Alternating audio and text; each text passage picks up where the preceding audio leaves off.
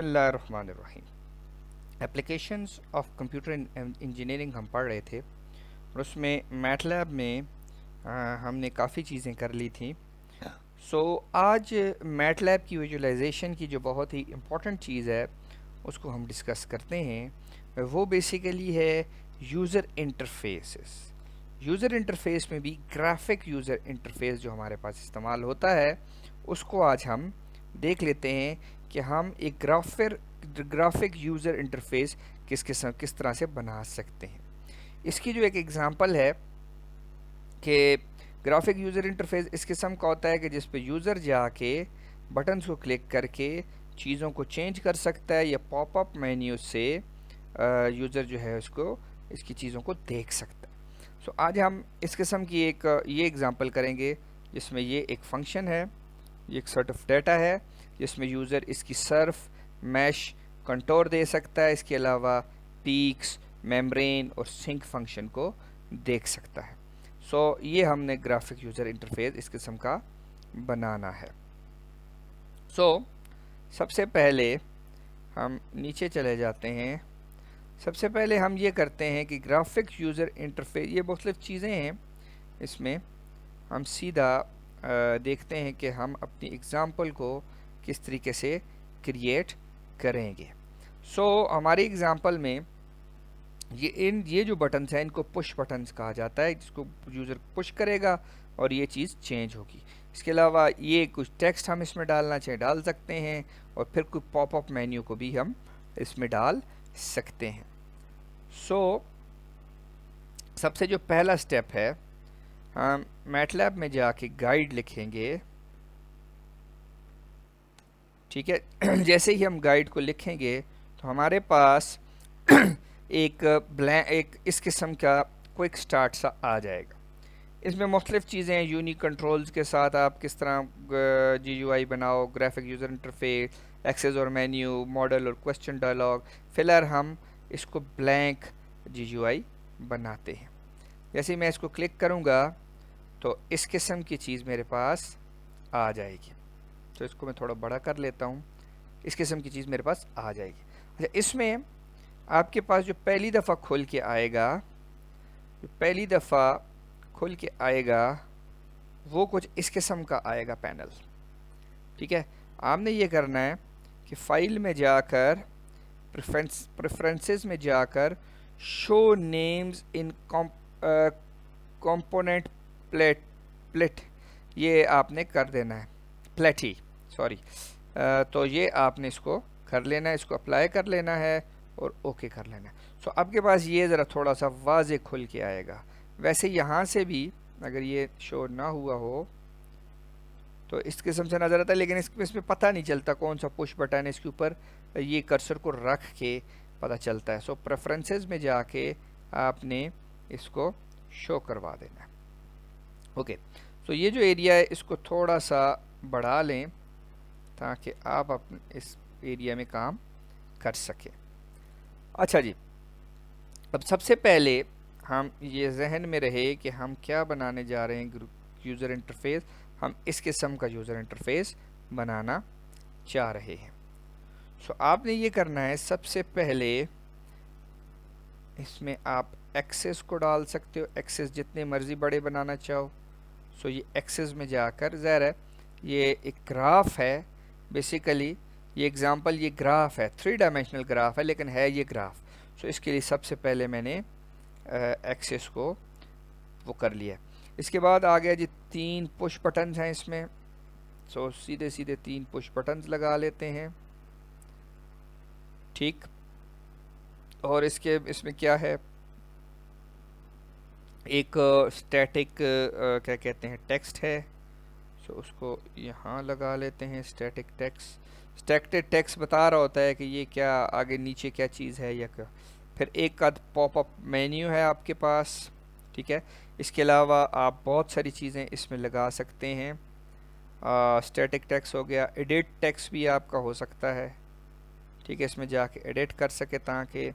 इसके अलावा आप चेक बॉक्सेस अपने लगा सकते हैं, यूज़र इसको चेक बॉक्स कर सके। कोई रेडियो बटन रख सकते हैं जिसके ऊपर क्लिक करके वो आता है। स्लाइडर कोई आप इसमें लगा सकते हैं। स्लाइडर आप बहुत अच्छी तरह जानते हैं कि इसको हम स्लाइड कर सकें। ये साथ में रख लेता हूँ ताकि ये चलें, तो आपको अंदाज़ा हो जाए कि हमारे पास इसमें हम क्या क्या कुछ कर सकते हैं। अच्छा जी, स्लाइडर को मेरा ख्याल है थोड़ा सा घुमा भी सकते हैं, बहरहाल इसको हम देख लेंगे। पैनल को आप लगा सकते हैं, कोई टेबल लगाना चाहें, लिस्ट बॉक्स लगाना चाहें, ये लगा सकते हैं आप। तो इस किस्म की चीज़ें हम अपने पॉपअप मेन्यू इसमें क्या कहते हैं GUI में हम लगा सकते हैं। स्लाइडर, इस किस्म का स्लाइडर भी आप लगा सकते हैं। बहरहाल इस किस्म के स्लाइडर, ये खैर मैंने पहले से ही लगा लिया है। इसको मैं निकाल देता हूँ। ओके, ये बेसिकली हमने लगाया। ये आपको ज़रा दिखाने के लिए, ये इस एग्ज़ाम्पल का हिस्सा नहीं है, लेकिन ये जब चलेगा तो आपको दिखाने के लिए मैंने इस साइट पे लगा दिया। अच्छा, अब हमने ये करना है कि सबसे पहले व्यू में जाके प्रॉपर्टी इंस्पेक्टर में जाना है। नहीं सॉरी, व्यू में जाके सबसे पहले तो हमने ये करना होता है इसमें।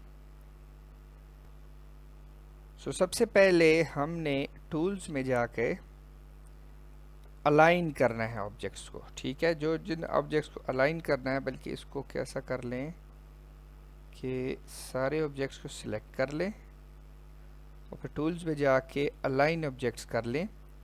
अब अलाइन में सबसे पहले आपने ये करना है कि इसको इस किस्म का अलाइन करना है। मैं ज़रा देख लेता हूँ। इसको आपने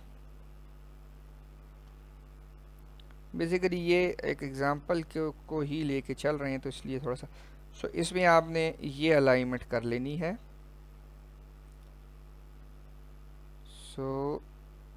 आई थिंक यस। इस किस्म की अलाइनमेंट आप जब करेंगे तो ये सारे आपके बटन्स ऑटोमेटिकली अलाइन होंगे। डिफरेंट किस्म की अलाइनमेंट्स कर सकते हैं आप।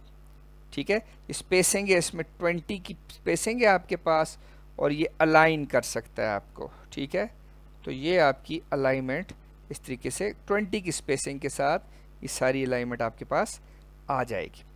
अब अलाइनमेंट करने के बाद आपने ये करना है कि अब आपने इन बटन्स को, ये मैं पीछे चला जाता हूँ जो हम चीज़ कर रहे थे, सॉरी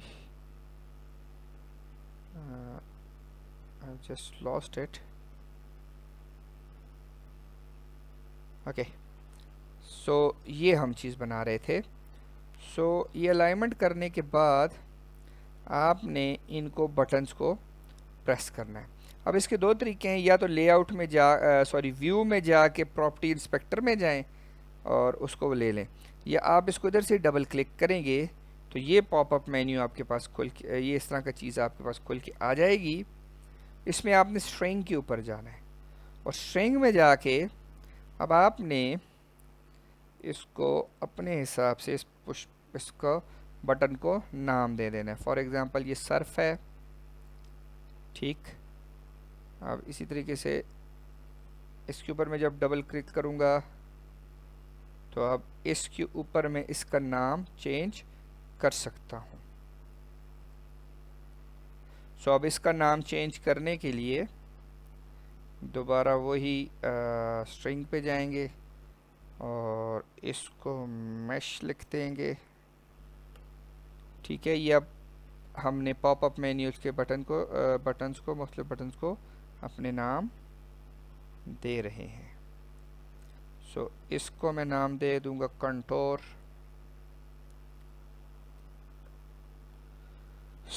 ये 3 मैंने पॉपअप मेन्यू इसमें बना लिए। अच्छा, अब ये चीज़ आ गई मेरे पास। अब मैं इसको क्या कहते हैं, इस पर डबल क्लिक करूँगा, इसी तरह अपने इस मेन्यू को सेट करूँगा। ये वैसे पॉपअप मेन्यू है, तो पॉपअप मेन्यू में जो 3 चीज़ें इस एग्ज़ाम्पल में हम लिखेंगे सबसे पहले आ गई पीक्स, सबसे पहले पीक्स, उसके बाद मेम्ब्रेन, और फॉर एग्ज़ाम्पल उसके बाद मैं इसमें सिंक देखना चाहता हूँ। ये पीक्स, मेम्ब्रेन, सिंक, ये 3D ग्राफ की मुख्तलिफ एट्रीब्यूट्स होते हैं। अब स्टैटिक टेक्स्ट को भी मैं डबल क्लिक करूँगा और इसको भी अपने एग्ज़ाम्पल के हिसाब से कुछ भी रखना चाहूँ, फॉर एग्ज़ाम्पल सिलेक्टेड डाटा लिख लेता हूँ और इसको ओके कह दे। हाँ, ये देखिए सिलेक्टेड डाटा पूरा नहीं नज़र आ रहा, तो थोड़ा इसको मैं एक्सटेंड कर सकता हूँ और इसके हिसाब से एडजस्ट कर सकता हूँ। अच्छा जी, अब ये तो चीज़ें आ गई मेरे मेन्यू में और मैंने इनको सारा चेंज कर लिया। अब और बस ये मेन्यू में यही चीज़ें हैं, बाकी तो मैंने जस्ट शो करने के लिए आपको कि ये चीज़ें क्या करेंगी, इसको मैंने लगा दिया। अच्छा, अब मैंने ये करना है कि जब भी मैंने अपना आउटलुक तैयार कर लिया तो मैं यहाँ से इसको रन करूँगा। जैसे ही रन करूँगा तो ये मेरे पास इस किस्म से आ जाएगा। तो मैं इसको ले लेता हूँ सिंपल अंडरस्कोर GUI, तो इस नाम से मैं इसको सेव कर लेता हूँ। ये इसका कोड आ जाएगा और ये इसका आउटलुक आ जाएगा। तो बेसिकली मेरे पास ये जो GUI है ये दो नाम से सेव हो जाएगी। ये इधर मुझे इसका नज़र आ रहा होगा, ये बेसिकली मैं इसको ढूंढ नहीं पा रहा। हाँ, ये बेसिकली एक कोड और एक फिगर। तो ये सिंपल GUI डॉट फिग और सिंपल GUI डॉट एम के नाम से ये मेरे पास स्टोर होगी। सो एक तो इस GUI का पूरा कोड आ गया है और दूसरा इस GUI की फिगर आ गई। सो ये रैंडम बटन, ये देखें, ये बटन को मैं इस तरीके से क्लिक कर सकता हूँ, चेक बॉक्स कर सकता हूँ, इसमें कुछ भी मैं यूज़र अपने से लिख सकता है, ठीक है, कुछ भी लिख सकता है यूज़र, इसको वो कर सकता है। इसके अलावा यूज़र स्लाइड कर सकता है, लिस्ट बॉक्स में आप अपने लिस्ट की चीज़ें डाल सकते हैं। सो ये मेरे पास इस किस्म से ये पूरा एक GUI बन गया है।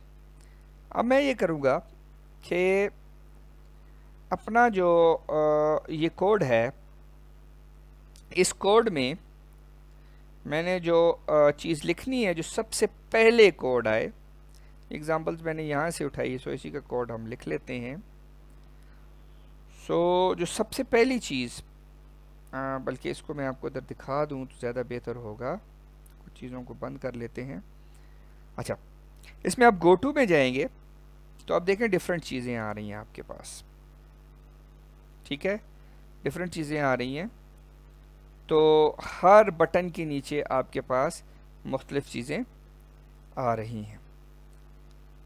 सो अब हम ये करेंगे कि जो सबसे पहले इस कोड को मैं ढूंढ लेता हूँ ताकि थोड़ा सा वक्त बच जाए।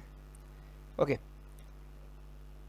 सो जो सबसे पहला जो फंक्शन जब भी GUI चलता है वो होता है जी ओपनिंग फंक्शन, ठीक। तो मैं इसमें जाकर गो टू में जाकर ओपनिंग फंक्शन में जाऊंगा, जो GUI का ओपनिंग फंक्शन है। सो ये ओपनिंग फंक्शन यहाँ से मुझे मिल जाएगा, इस GUI में चला जाऊंगा। सो इस ओपनिंग फंक्शन में मैं अपना वो कोड लिखूंगा जो सबसे पहले मैं चाहता हूँ कि GUI जनरेट करे। सो GUI सबसे पहले मैं इस एग्ज़ाम्पल में ये चाह रहा हूँ कि GUI डाटा क्रिएट करे। ये वो फंक्शन होता है जो हमारे पास डाटा को क्रिएट करता है। मतलब डाटा क्रिएट का मतलब है कि ये ग्राफ हम शो कर रहे हैं, तो यहाँ पे जो ग्राफ बना रहे हैं उसका फंक्शन हम ले लेंगे। सो इसको मैं as it is copy paste कर लेता हूँ।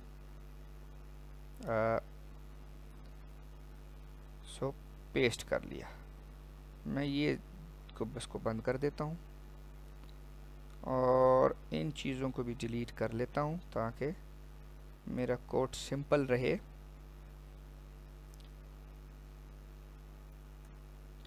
ओके, सो और मेरा कोड एग्जाम्पल तक वो सिर्फ और सिर्फ दिखाने के लिए था।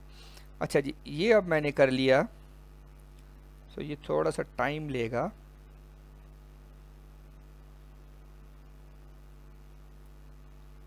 थोड़ा सा ये टाइम लेगा हमारे पास। अब ये देखें, ये पॉपअप मेन्यू है।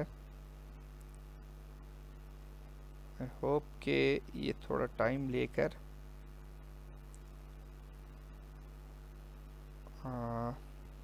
अच्छा जी, अब ये इसने थोड़ा सा टाइम लेके ये चीज़ मेरे पास आ गई।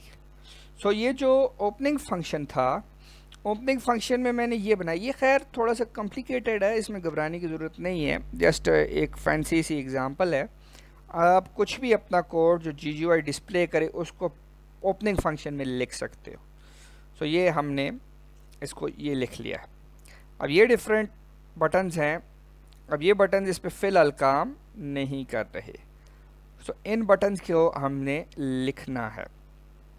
अब हम ये करेंगे कि अब हम इन डिफरेंट बटन्स को, अब हम डिफरेंट बटन्स पे जाकर, अब ये फॉर एग्जांपल सर्फ है तो इस पे जाकर कॉल बैक्स में, व्यू कॉल बैक्स में जाकर हम कॉल बैक देखेंगे। ठीक, सो इसमें मैंने जाकर ये मुझे सर्फ बताए। सर्फ एक टाइप ऑफ ग्राफ होता है मेरे पास, 3D ग्राफ, तो सरफेस बताता है जो कि।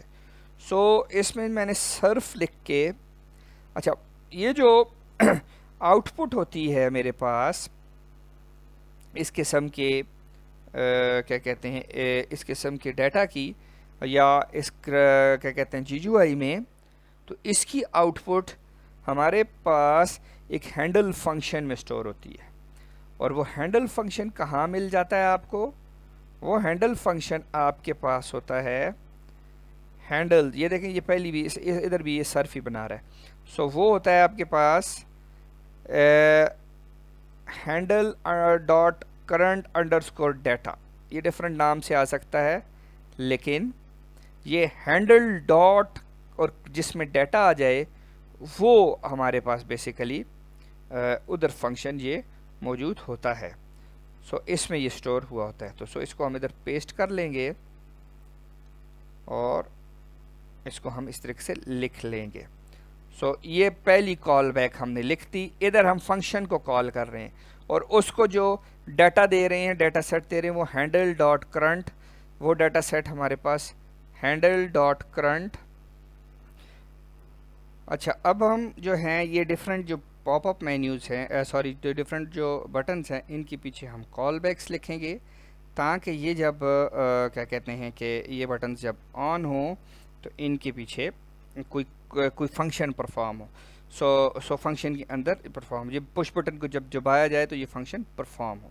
सो हमारे पास जो डाटा होता है, जो हमने जो पहला जनरेट होता है, वो हमारे पास अगर आप गौर से देखें जिसमें हैंडल्स और डाटा का लफ्ज़ इस्तेमाल हुआ हो तो उसमें हमारा ये डाटा चला जाता है। देखिए, set the current value of data, तो जो करंट वैल्यू है हमारे डाटा की वो इसमें चली जाती है। सो मैं इसको दोबारा देख लेता हूँ, ये कौन कहाँ पे कॉल बैक हुआ है। सो व्यू कॉल बैक्स में जाके कॉल बैक जब करेंगे तो ये इस बटन के नीचे ये फंक्शन है। सो यहाँ पे मैं पेस्ट कर लूँगा इसको, और ये मैं चाहता हूँ ये सरफेस ताकि ये दे मुझे। बेसिकली ये ग्राफ शुरू में ये सरफेस का ही दे रहा है, लेकिन मुख्तलिफ मेन्यूज़ में जब जाएगा तो ये दोबारा सरफेस पे आने के लिए मैं इस पुश बटन को इस्तेमाल करूँगा। सो सरफेस। सो ये सर्फ जो है, ये सर्फ की कमांड सरफेस देने के लिए 3D ग्राफ्स के सरफेस को इस्तेमाल होती है।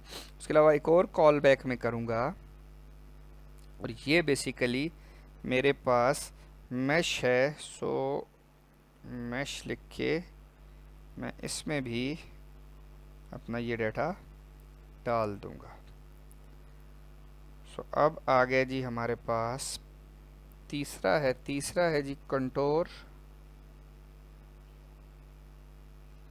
सो इधर मैं कंटोर के फंक्शन को कॉल करूंगा और यहाँ पे भी इसको डाल दूंगा। सो अब ये मेरे पास ये तीनों बटन्स चलेंगे। सो अब मैं इसके क्या कहते हैं, ये तीन बटन्स चलेंगे। अब इसके बाद मेरे पास एक और मेन्यू बच गया है, वो ये है कि ये पॉपअप मेन्यू। पॉपअप मेन्यू को जनरेट करने के लिए, ये वैसे सोफिस्टिकेटेड एग्जांपल है, आप एक सिंपल सी एग्जांपल भी ले सकते हैं GUI की। मुझे ये मैनुअल में ये एग्जांपल मिली थी जो कि कम्प्रिहेंसिव सी थी, तो इसलिए मैंने ये उठा ली। आप ये करेंगे कि इसमें भी कॉल बैक्स पे जाके कॉल बैक जब करेंगे तो इसका फंक्शन भी आ जाएगा। यहाँ पे आप इसका जो भी कोड, जो भी फंक्शन आपने लिखना है वो लिख लेंगे, इसको सेव कर लेंगे। अब मैं जब इसको चलाऊंगा तो ये मेरे पास आ जाएगा।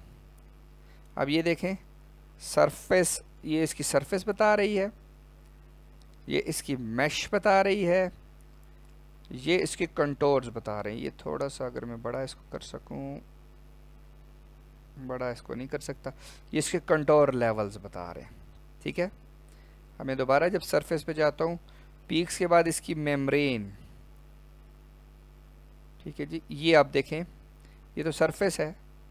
अच्छा, इसमें आपने ये करना है कि पीक्स तो एक दफ़ा ये यहाँ से डायरेक्ट करने से नहीं आएगा, आपको यहाँ जाके करना पड़ेगा। सो पीक्स के बाद ये सरफेस थी, ये इसका मैश, ये इसका कंटोर। अब मैं अगर मेम्ब्रेन देखना चाहता हूँ, सरफेस की मेम्ब्रेन ये है, मैश और इसका कंटोर ये है। अगर मैं इनका सिंक फंक्शन देखना चाहता हूँ, सरफेस का ये है, मैश का ये है, कंटोर का ये है। ये एक छोटी सी एग्ज़ाम्पल है, जो एक सोफिस्टिकेटेड सी एग्ज़ाम्पल थी GUI की, जो मैंने बना ली। बहरहाल ये थोड़ी सी आपको इंटरनेट पे भी मिल जाएगी, उसको बताने के लिए था। बेसिकली बात ये है कि हर प्रोग्राम के हर बटन के नीचे कॉल बैक है, हर बटन के नीचे कॉल बैक है, और वो कॉल बैक, उस कॉल बैक के अंदर आप लिख सकते हो, स्पेसिफाई कर सकते हो कि ये जब मैं बटन दबाऊं तो क्या चीज़ परफॉर्म हो। तो हर बटन के अंदर आप हर बटन के नीचे आप अपना कोड लिख सकते हो, और इधर क्या डिस्प्ले करना है इसको भी आप क्या कहते हैं लिख सकते हैं। GUI को हम इस तरीके से क्या कहते हैं उसमें बनाते हैं। और इसके अलावा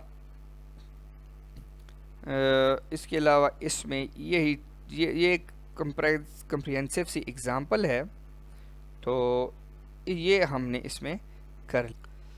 इसमें मैं ये रिकमेंड करूँगा कि आप इस एग्ज़ाम्पल को स्टेप बाय स्टेप देखें और एक दफ़ा ख़ुद ज़रूर ट्राई करें। खुद जब आप इसको ट्राई करेंगे तो ये एग्ज़ाम्पल आपको समझ आएगी, और फिर इसके बाद अपनी कोई इस तरह की GUI बनाने की कोशिश करें कि जो हमारे पास इस तरह की किसी जगह से डाटा को जनरेट कर सके। सिंपल सी कोई GUI बनाने की कोशिश करें जो डाटा को कहीं से जनरेट कर सके, और उस पे क्या कहते हैं कि मुख्तलिफ कॉल बैक्स को आप लगा सकें। इस तरीके से आपको ये एग्ज़ाम्पल बहुत अच्छे तरीके से समझ आ जाएगी। अच्छा जी, आज के लिए बस इतना ही, इजाज़त चाहूँगा। अल्लाह हाफ़िज़।